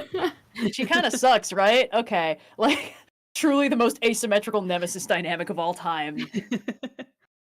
I do believe that is something that's correct. Yeah, there were the rod appeared partly in campaign 1, didn't it? Yes. The piece of the rod that the crew of Paraspora recovered went to Otto, and then went to the palace of the Charcoal Palace in the city of Brass, and then was stolen by the Knights of the Post and given to Shemshka.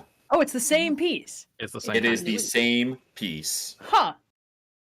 And then the second one was already in Sigil and was recovered by Oobtaglor Scope and taken to the Plane of Water.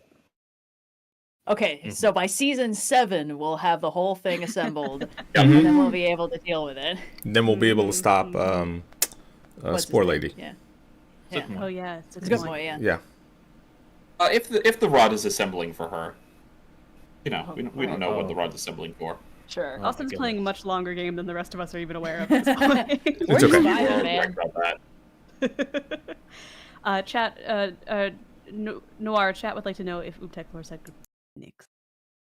Oobtaglor said goodbye to Nyx when Nyx left. Oobtaglor wants Nyx to remember them how they left them, not in this weird current state. Oh, Hmm. just standing them up for coffee? That's really sad. Oh, what a bittersweet moment we found. Okay, different question. This one's from the email. To everyone, I think we can all guess Red's answer, but who was each player and the DM's favorite NPC this campaign, and who was your player character's favorite NPC? So, who was you the person's favorite NPC, and who was your character's favorite NPC? We kind of already answered this, right? A Or little bit similar. was bit. this like was this Similar. a Who you campaign? want to appear Well, most? we asked yeah. who wanted to Mhm. appear, yeah, but like who was our character's favorite NPC is a different Mhm. question. Yeah, see, we'll go I down the see. line with this one. Austin, do you want to tell us who your favorite first? Oh my god, that's really hard to that's really hard to choose. Pick your favorite Uh, child now. Yeah, no, it's very tough. I really liked Many Hands. Many Hands was great. As well as I liked playing Ledger, and Copper was a lot of fun. So, and of course, Auntie Alonka Puzzle Weaver. How could we forget that horrible hag? Yeah. Akin was also fun, but I feel like Akin is kind of. I think anyone would have fun with Akin. What were Austin's favorites? Those ones. Yeah. Linnie, what about you? What is your favorite NPC and Fally's? Many Hands. I love the rats. Just so much fun. I, it was just delightful. So weird. I think if the animated gnome had shown up, that might have been my favorite. But Many Hands. I love a weird guy. Yeah. I think Fally's favorite character. I'm trying to think. Honestly, it might be the boss of the Planetary Trade Commission that we talked to. Esteban? Esteban, just for his sheer Sally's ability favorite. That just man can draft up a contract. What can I say? Exactly. like in very much just like the devil, like Fally's like everything here is terrible and strange. And because I think Fally would consider Bileyg like not part of Sigil Aw. in answering that question. Or maybe dog. Probably dog, let's be honest. Oh, you're right. Oh, damn it. Now it's harder to pick. Yeah, it's dog. Amazing. Noir, you're up. My favorite is Scopin. I did not anticipate an evil sibling. And that was just a great reveal and a great dynamic all the way through. Oobtaglor's favorite is probably Many Hands. Yeah. I like it. Nice, yeah. Oh yeah. Yeah, Red and Bileyg have the same answer. But the reason is because I assumed that Bileyg's wife was too powerful to get into Sigil. I figured at most I would maybe get a cameo from Aster. I was not expecting wife rescue. So like that, no acting required. That glee was 100% from the heart. But yeah. Very good. I personally, I really like. I think it's fun because the vibe is that it's weird that he knows all this stuff about us, but like also I don't know. I feel like Ingrid's living in a world, and I'm living in a world where I'm like, I don't know. We do weird mystery stuff in Sigil. This is not the craziest thing in the world. People know who we are. And I think it's really fun whenever he would show up because it would just make everyone immediately very on edge, and it's a fun. Goofy dynamic, but I also want to shout out Lothar the Old. I feel like he was a late addition to the cast. Yeah. It was very fun. Horrible old man with the most jovial old man. Gandalf voice. Yeah.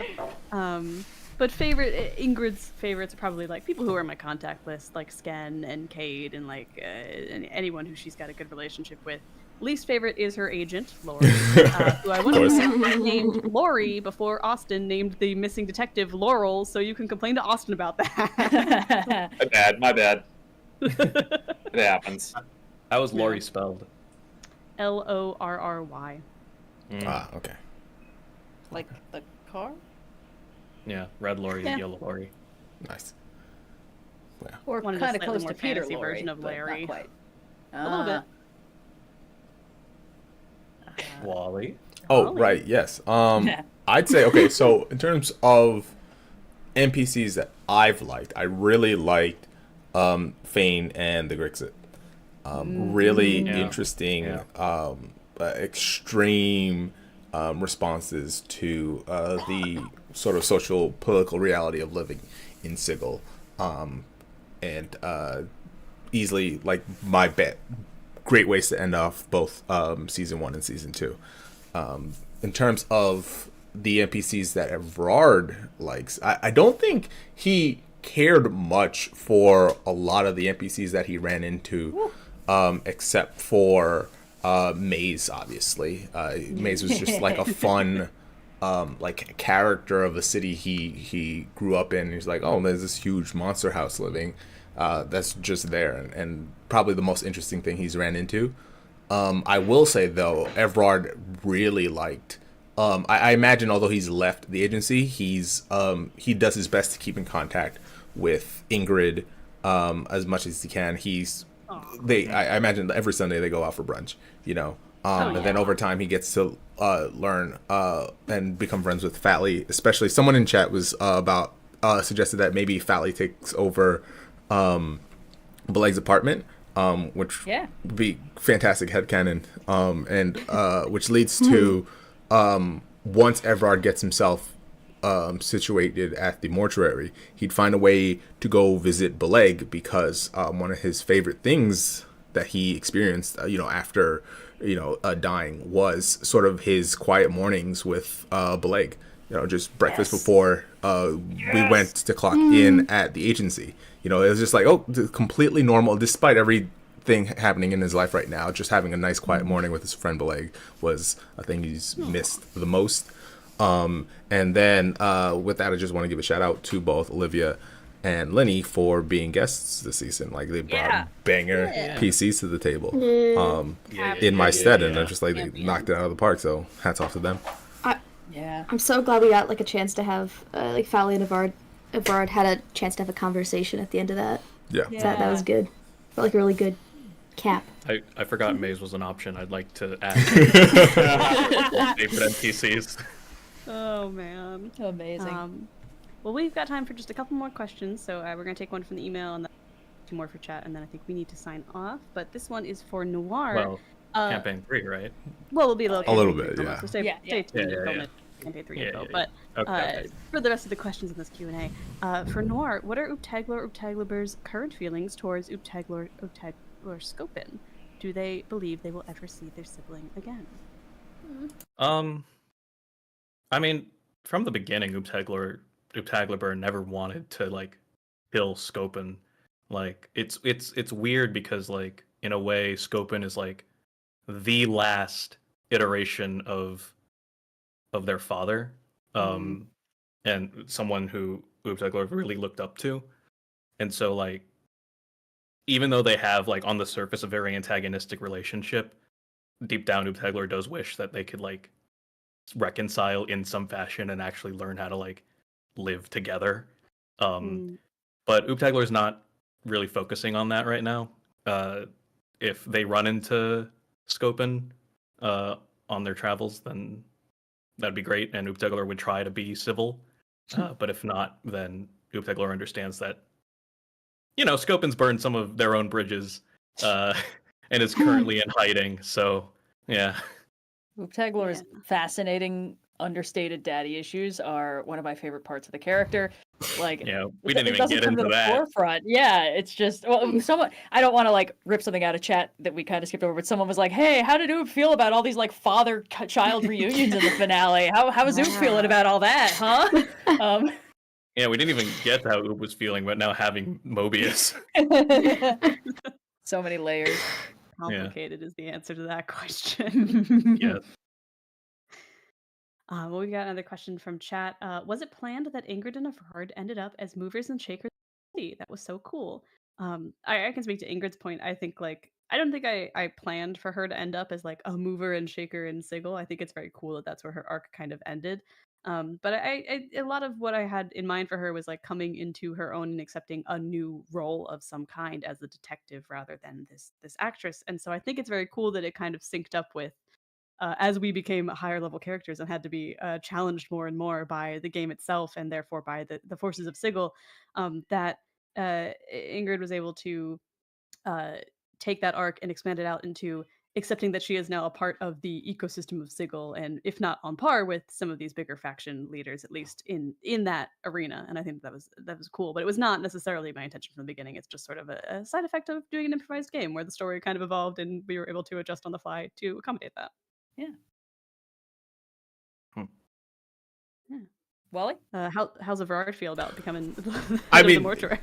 With every start comes a new beginning. So it's the fact, and me and Austin spent a little time role playing Evrard and Fane in the loop, and there was an interesting conversation to be had there where Everard sort of renews his dedication to the city. So him coming out and immediately finding an opening from which to start all over again is sort of serendipitous and appropriate for his character. So yeah. I think it's just a natural progression of, sometimes you want to let go of the character, but sometimes the narrative asks him to continue to push forward. So, just roll with the story. I think a lot of us, like this is 2 campaigns in a row where it's been like, it's sort of like a ragtag bunch of misfits, you're pretty low level, you're sort of just figuring stuff out. So I don't think any of us go in with like delusions of grandeur of like where the character's going to end up, of like, well, I want to be the boss of this thing. It's always kind of a surprise when responsibility finds us.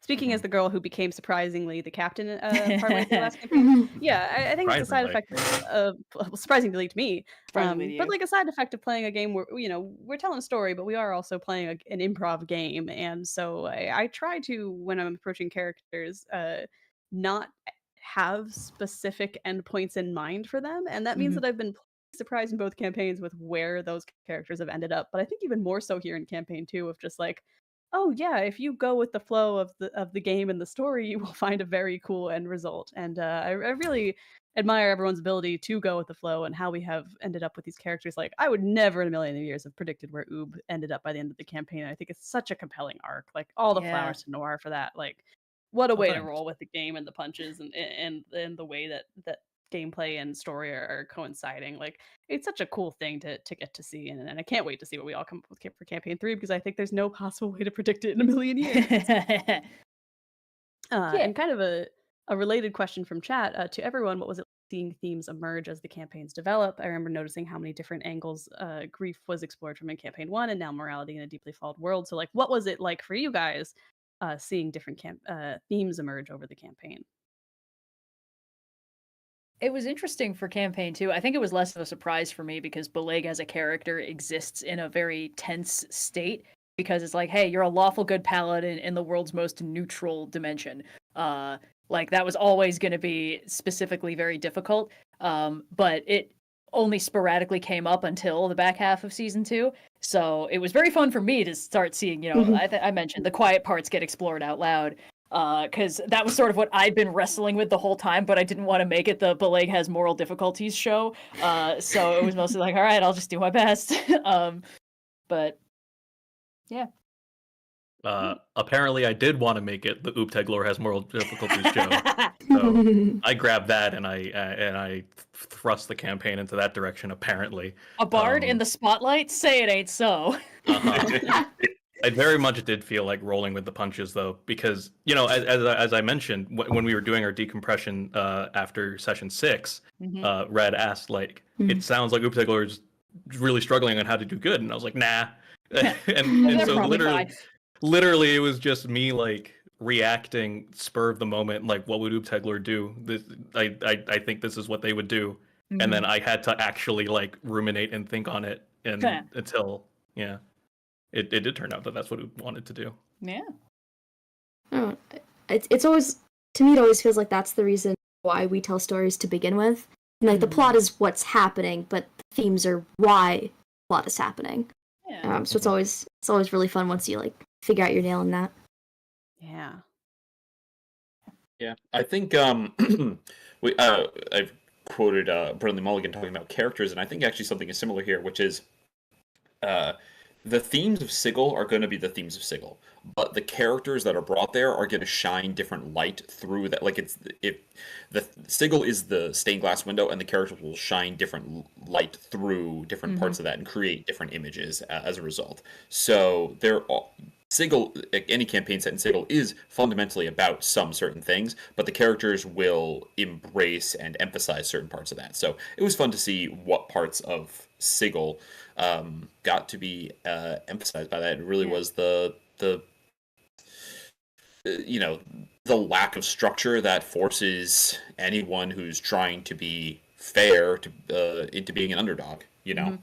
I did want to, and this only just came together in my head in terms that I could actually phrase, but like Bileyg would never admit to this, but there was a very strong underlying fear in his character that being here too long would make him no longer deserve to go home, because born on Mount Celestia, it's kind of easy mode, and then it's like, okay, doing good has always been easy, and then you get thrown into this place where every decision he made felt like it was just dragging him slowly further down, like always doing his best, but there is at some point a moral level of, well, that's not good enough anymore, especially for paladins. Like mechanically, you can fuck up enough that you don't deserve to be a paladin anymore. And so it was sort of torn between like, I want to go home, but that's a selfish desire. Do I stop being myself by succumbing to it? And like, none of this is anything he would ever dump on anyone else in the party, so it never came up in any sort of conversation. But I do think it led to him and Fally having these very interesting sort of contrasting arcs, because with Bileyg, it's like, okay, does he deserve to get home? And like I said earlier, like I wasn't sure if he was going to take it up on actually going home if given the chance, but by the end, that was the correct way to end the story of like, no, he needs to know that he actually does deserve to go home. Yeah. He needs to actually, but I was never sure, and Bileyg was never sure. All he could ever do was his best, but he never knew if it was going to be good enough. And that's why it was so important for him to always try. And, that was a character theme, but it ended up playing into the other character themes in such an interesting way. But yeah, I don't think I think like Austin, what you were saying is like, you don't really go into the story with a specific theme in mind. The characters reveal what themes will make sense. And in this case, it was just like, this is a pretty easy one. It's like, this place makes it being good really hard. Can you still be good in this context, and how? And I'm kind of glad that it ended up resonating with so many characters, except for Ingrid. And I really respect it. Like, where Ingrid, it was just like, nope, I'm fine. Yeah. City girl, baby. It's important to have the contrast. I think Ingrid is a much more interesting character so it was sort of we hit season 2 and I'm like, oh yeah, no, wait, my guy is in the loop. We really gotta deal with that info. They're the two that I think like the most of Sigil in a way, where the others weren't as much. But I think it made for a really, it's important that we had both of those perspectives present in the campaign, and it made for a lot of really interesting themes and moments that did emerge. So, no, this is Ingrid being the sole holdout in the wait. You guys are thinking about your morality conversation. Yeah, I think it's good that we had both of those perspectives. Yeah. But also, like, that's the thing that Bileyg really respects about Ingrid, is, like, Bileyg is very aware of his own limitations, and that includes moral ones, and it's like, Ingrid can do things he just can't, and that includes, like, detective work, but it also includes sometimes doing the ruthless thing. And it's funny, because I think, like, Bileyg really likes Ingrid, and Mrs. Culantro does not, and that's one of the funniest possible, like little things that just don't get discussed. I think there's also a very important thing that we hit sort of towards the end of the campaign, where at the end of the day, D&D is a power fantasy. A lot of the moral conundrums that we ran into this dissonance with the sort of genre that we were running 5th edition in, and the fact that our characters got stronger to the point where we started getting tools to dismantle some of the power structures that created or perpetuated sort of these moral conundrum. And that's kind of where we left Evrard at the end of season 1, in that up until this point, a lot of the decisions he made, I had like to think of him as like chaotic neutral, in the sense of that he did whatever he needed to do in order to survive, but as he did that, he just got stronger, had access to more resources, more allies, and attracted the attention of more dangerous criminals and players in the city, and each time he rose up to meet those challenges, he got stronger. He died, but even then that didn't stop him. He faced against the Grixit, and he fell into the loop, and even that he got out of that. We can say the same for a lot of these characters. and to come to end the campaign where it is at now. If we come back to this setting, right, and we come back to the setting at a higher level, this is no longer like a mystery campaign. It's not a detective agency anymore. Especially now that coming out of the loop, Everard missed half of these conversations, like all these conversations. Really, he got the tail end of it when Fane, another like extremity of the moral conundrum of like how do you bring about goodness, how do you bring about law to a city that in order to survive you kind of have to stay neutral, like Ingrid, and again, all these things you can write this stuff, but I think it's more interesting. It's a lot more fun to play it out. Fantastic campaign, although I was in the second half. Fantastic. Really interesting stuff all around. I feel like we could spend many more hours really getting into just the way that the campaign's themes shook out, but we are coming up close to time for the stream, and I would love to a little bit of housekeeping. We are going to have some one shots in the intervening months. I think we have some plans to return to the crew of the Paraspora for some lingering threads there, as well as trying out some new systems with some new guests. So please stay tuned for updates on our socials and over here on YouTube for one-shot information. But main event, Campaign 3 is coming back this summer. We will be back with Campaign 3. It'll be another adventure in the Planescape. We'll once again be playing D&D. Probably an update to the 2024 rules for more or less everything. How these rules go. We're gonna homebrew some stuff. We'll see what pops up. But yeah, we'll be coming out in Campaign 3 this summer, so stay tuned for character announcements, for specific dates, all that fun business. And I think Austin has a little bit of a teaser for you all. So Austin, I'm going to throw to you to close out the stream here. The adventure of a lifetime. Yes, indeed. So what you're about to hear is the pitch that I sent, along with several others, but a pitch that I sent to my players, and this is the campaign that we chose. So here is the setup for Campaign 3. There is a shadow in the land of the unsetting sun. It burrows deep, a festering wound in the plain of beasts, brought by a force that did not respect this world. Saw only what could be taken. And when their arrogance led to their fall, their corrupt seeds were scattered across the many lands. Now, alien things, dark things, plant their roots. They too see what can be used and rise to exploit it. The delicate network of this world will be doomed by their greed. Unless... The red-skinned hobgoblin pressed anxiously, the pool in front of him stilled, as the voice that emanated from it silenced. He removed his helm and ran his hand through jet-black hair. Unless what? Unless someone stops it? The other figure standing by the pool leaned on her staff, assuming a more casual pose. Let out a deep sigh. It's always unless someone stops it. In this case, someone probably means us. Ah, the diviner holds all the answers, as always. You read that one in the stars, Ophelia? The knight asked, rising from the water's edge. I suppose it's too much to hope that you know the nature of this shadow the grove speaks of. Oh, I know lots of things, the pale elf answered. She set aside the staff and pulled out her spellbook. I'll see if any of them are actually helpful, though. In the meantime, why don't you look into it in the old-fashioned way? What, too busy for a bit of field work? Oh, you know me, the elf smiled. Lots of plates spinning. She put the finishing touches on the spell she traced through the air, placing her book and picking up her staff as she pulled out a tuning fork. I'll find you soon. In the meantime, be safe, Ral. It sounds serious. If the Grove thought it was important, there's no doubt, he answered. Ophelia struck the fork against her staff and, with a brief vibration, was gone. Ral replaced his helm, gazing back into his reflection in the pool. Unless, he spoke the errant thought aloud. Unless we aren't enough. And he strode out of the shade of the Grove of the Unicorn and back into Kragala's unrelenting sun. So, Campaign 3, welcome to the Beastlands. I have to know, was the motif of unless because of the Lorax? I do have, actually, very specifically, I can do a whole monologue about the Lorax unless thing. I have really strong feelings about that. I just think it's really great. Rahl is his name, Rhal. He is a hobgoblin, and he is a unicorn knight. Yeah, so this is going to be a Beastlands campaign, and those were NPCs. Those were not PCs. Yeah. That we're going to Our be. PCs So are those still are TBD. Yeah. yes, those are Secrets. those are two. Ophelia might be familiar.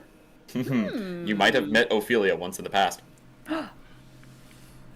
All right. Yeah. But So all- that's that. Look forward to more information B soon. slants, B slants, B slants, B slants. But yeah, thank you to Beastlands. everyone for joining us. I hope you are as excited to go to the Beastlands as we are. Thank you again to our wonderful guest Linnie for joining us for the last 5 episodes, and this Q&A has been so much fun to listen to. Guys, Woohoo! we will have to have you back on to a future for episode sure. of something or other, because this has been only a delight. Anytime, Don't have you anytime. run. Thank you Well, for having unless me. you don't want to. You're a great GM, but also you GM all the time. So Yes. Look, I will never not answer the call to GM anything. I don't think I'm capable of it. Beautiful and But amazing. you guys have been great. Thank you. Thank you for listening. Thanks for having me. It's been fantastic. Yeah. And thank you to everyone who joined us for this Q&A and for the entirety of Campaign 2. It has been so much fun solving some mysteries with you all, and I hope that you will join us again for Campaign 3. And again, stay tuned on socials for one-shots and more Campaign 3 teasers and information. And in the meantime, we'll be getting some prep going. We'll be returning to our TBDs and our to-do lists. But yeah, this has been a lovely stream. Thank you guys for joining us. And Wally, at your leisure, you can take us out. All right, yeah.